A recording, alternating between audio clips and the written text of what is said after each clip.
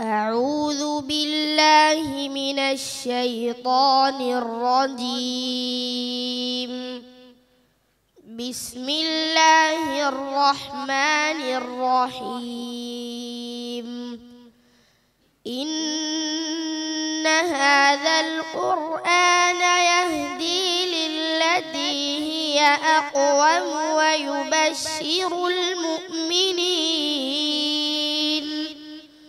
ويبشر المؤمنين الذين يعملون الصالحات أن لهم أجرا كبيرا، وأن الذين لا يؤمنون بالآخرة أعتدنا لهم عذابا أليما. ويدعو الإنسان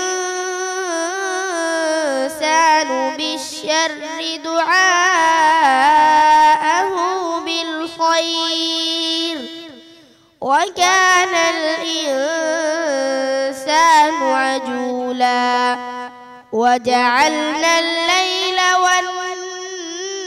والنهار آيتين فمحونا آية الليل وجعلنا آية النهار مبصرة لتبتغوا فضلا من ربكم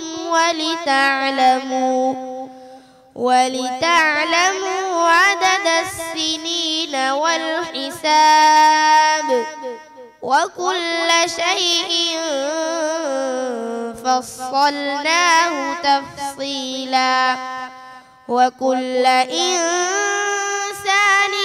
ألزمناه طائره في عنقه، ونخرج له يوم القيامة كتابا يلقاه منشورا.